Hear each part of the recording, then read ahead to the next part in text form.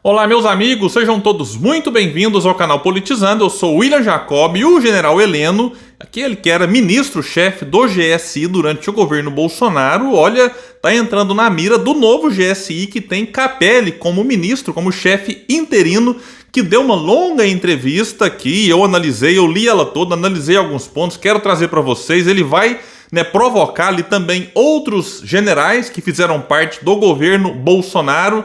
Quero falar também aqui de algumas imagens que já foram divulgadas agora, todas foram liberadas e mostram ali uma tropa de 10 agentes do GSI rindo, se confraternizando na maior tranquilidade, enquanto alguns baderneiros vândalos ocupavam lá o Palácio do Planalto. E também falarei aqui de Lula, que em Portugal voltou a reclamar dos juros altos no Brasil. Mas antes eu quero pedir a sua ajuda. Se não está inscrito, se puder se inscreva, ativa o sininho das notificações, deixa like se gostar do vídeo, mas se não gostar, manda o joinha para baixo. E se puder, claro, comenta aqui o que você vai achar e compartilha para que mais pessoas venham para cá.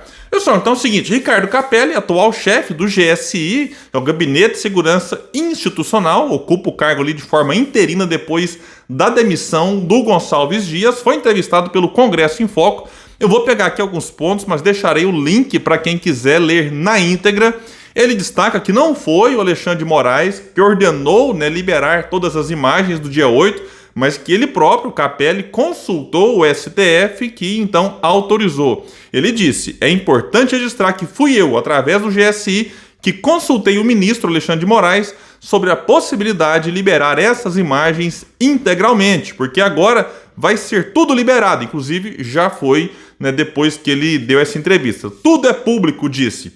Não tem nada a esconder sobre o dia 8. Muito pelo contrário, o governo foi vítima de uma tentativa de golpe conduzida por extremistas. Querer imputar ao governo qualquer responsabilidade pelo ocorrido é uma tentativa de falsificar a história, disse ele, que também falou ali sobre a sindicância interna para apurar possíveis responsabilidades de servidores do GSI, a imensa maioria deles ainda que foram colocados lá pelo Augusto Heleno.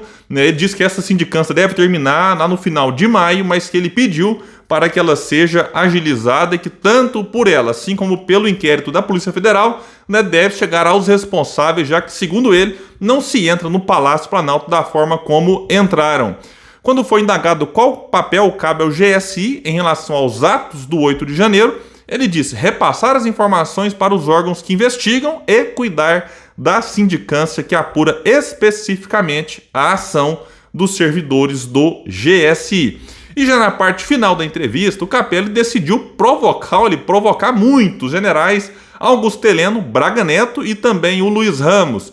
Ele foi indagado. O GSI foi até recentemente chefiado por um militar de notória atuação política e que sempre foi próximo da linha mais dura das Forças Armadas, que é o general Augusto Heleno. Dá para falar alguma coisa sobre a herança do general Heleno no GSI? A resposta dele: onde está o general Heleno? Alguém sabe? Cadê o general Heleno? O general desapareceu. Um homem público, ministro de Estado, que sai das eleições e desaparece. Quem explica o sumiço dele? Onde é que está a valentia do general Heleno? Acho que o desaparecimento dele fala por si. Aí o repórter perguntou: mas como sumiu? Ele ficou no governo até o encerramento do governo Bolsonaro? Aí a resposta do Capelli: sim, e sumiu. Cadê aquelas frequentes declarações dele? Cadê a valentia dele? Cadê? Onde está? Alguém da imprensa consegue falar com o general Heleno? Ele desapareceu. Aí o jornalista pergunta: por que, na sua opinião? A resposta: acho que quem se esconde teme a verdade. Essa é a minha opinião. O general Heleno está escondido e insiste. Onde? Quem consegue falar com ele? Todo dia recebo jornalistas que dizem que ele não recebe ninguém, não fala com ninguém. Por que o general se escondeu? Cadê a valentia? Insiste aqui nesse ponto. Aí o jornalista quer saber, isso pode ser um indício de que ele teve alguma participação nos atos de 8 de janeiro? Vejam a resposta do Capelli: muito possivelmente. Então, ele não afirma, porque não tem como ainda provar, mas ele fala aqui que muito possivelmente o Augusto Heleno tem algum envolvimento com o 8 de janeiro. Aí a pergunta veio depois: que tipo de participação ele pode ter tido? Aí o Capelli responde que as investigações vão provar vão mostrar, mas me chama a atenção o fato de o Valentão, que vivia aí incitando ataques às instituições da República, estar desaparecido há 4 meses. Cadê ele? De fato, a gente acompanha o noticiário político aqui, Augusto Heleno tá caladinho, mas não dá um pio, e realmente é curioso ver alguém que era tão ativo aí, até sair lá do poder, agora tá realmente calado. A jornalista insiste, se é assim, não temos de falar do desaparecimento do trio de generais mais influentes do governo Bolsonaro. Além do Heleno, os generais Braga Neto e Ramos também estão desaparecidos, bem lembrado aqui pelo jornalista, viu? Que insiste. E os 3 aparentemente jogavam muito afinados, jogavam juntos. Aí o Capelli diz sim, e eram tão fortes que conduziram o governo deles para uma derrota, ironizando aqui. Aí o jornalista pergunta, mas por que não questionar o sumiço do Braga Neto e do Ramos? Aí o Capelli até volta a perguntar, cadê eles? Cadê o Braga Neto, o Fortão, o Valentão? Alguém consegue falar com ele? Você consegue falar com ele? Perguntou pro jornalista. Desapareceram. Por quê? Cadê a valentia deles? Contra as instituições, contra o Brasil. Mas é coerente, né? Finaliza provocando o Capelli dizendo, coerente com a covardia do chefe deles, que perdeu a eleição e foi se esconder nos Estados Unidos. Bom, vou deixar o link aqui para quem quiser ler na íntegra, uma entrevista muito interessante, diga-se de passagem, do Capelli. E falar aqui, que divulgaram então as imagens do dia 8. No total ali, se for somar todos os prédios, são mais de 4.000 horas.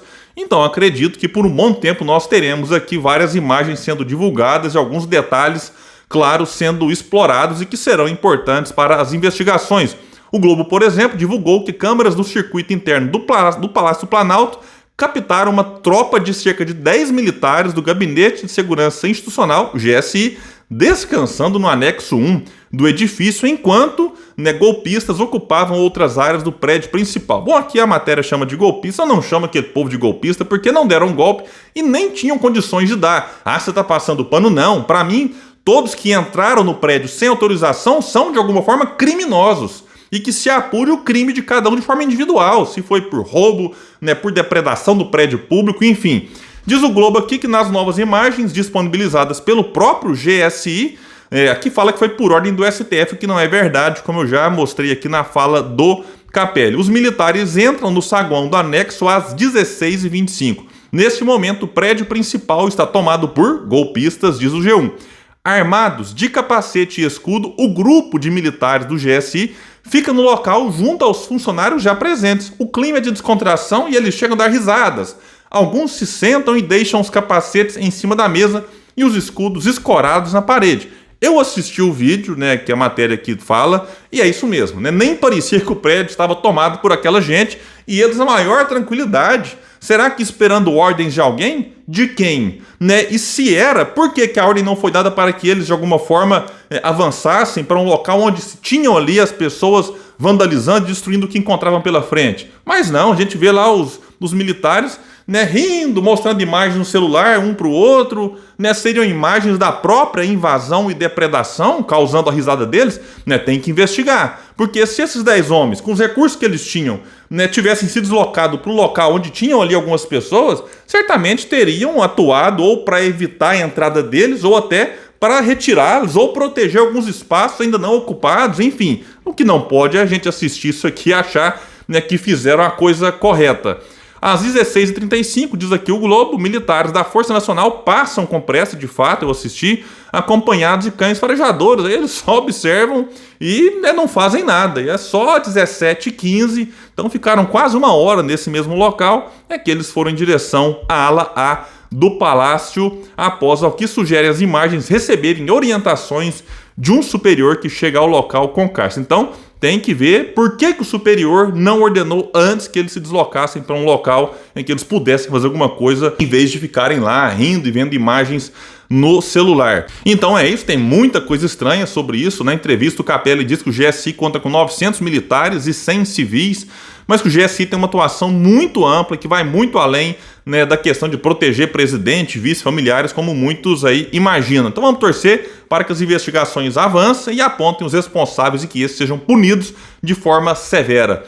Pessoal, para fechar esse vídeo, uma matéria aqui do G1 vai dizer que Lula voltou a criticar nesta segunda, dia 24, durante evento em Portugal, o patamar atual da taxa Selic. Disse Lula: nós temos um problema no Brasil, primeiro-ministro, que Portugal não sei se tem, é que a nossa taxa de juros é muito alta. No Brasil, a Selic está em 13,75. Ninguém toma dinheiro emprestado a 13,75. Ninguém. E não existe dinheiro mais barato, disse Lula em um fórum com investidores em Matosinhos, no país europeu. E aí disse que os pobres, tem que garantir que eles participem, porque quando eles virarem consumidor, vão comprar, quando eles comprarem, o comércio vai vender, quando o comércio vender, vai gerar emprego, vai comprar mais produto na fábrica, e mais emprego vai gerar mais salário, e a coisa mais normal de uma roda gigante da economia. Enumerou o Lula aqui com aquela forma dele ali mesmo. E eu concordo com ele, tanto na crítica, assim como aqui nessa lógica de que é preciso fazer algo para aquecer a economia. Só que o Lula tem que sair da crítica e fazer alguma coisa.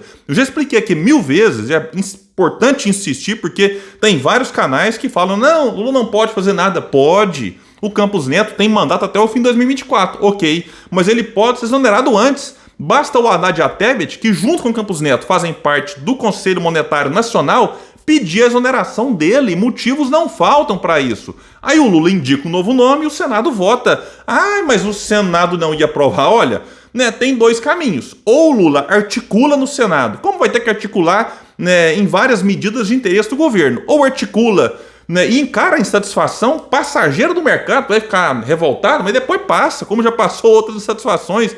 Ou então aceita isso aí até o fim de 2024. Agora, ficar só reclamando, olha, francamente, serve para passar a ideia para muita gente que não pode fazer nada, mas pode sim, e não dá para acreditar que o Campos Neto tem que ser convencido, tem que ser sensibilizado. Alguém que acredita em boa vontade do Campos Neto, no bom senso dele? Não, esse cidadão está tranquilo. Porque quando ele sair do Banco Central, vai trabalhar no alto escalão de algum banco. Então, assim, não dá para esperar, não dá para ter paciência com o Campos Neto. Então, Lula tem que fazer alguma coisa, pedir ou mandar, já que ele é o chefe do Haddad e da Simone Tebet, para exonerar esse cidadão e articular. Tem que trabalhar no Senado para que se aprove um novo nome, porque não dá para aguentar esse Campos Neto até o fim de 2024. Ou então, aguenta e encare o fato de que o Brasil vai ter seríssimas dificuldades, sobretudo com esse arcabouço fiscal que a equipe econômica lá, liderada pelo Haddad, enviou para o Congresso. Um arcabouço, na minha opinião, muito ruim,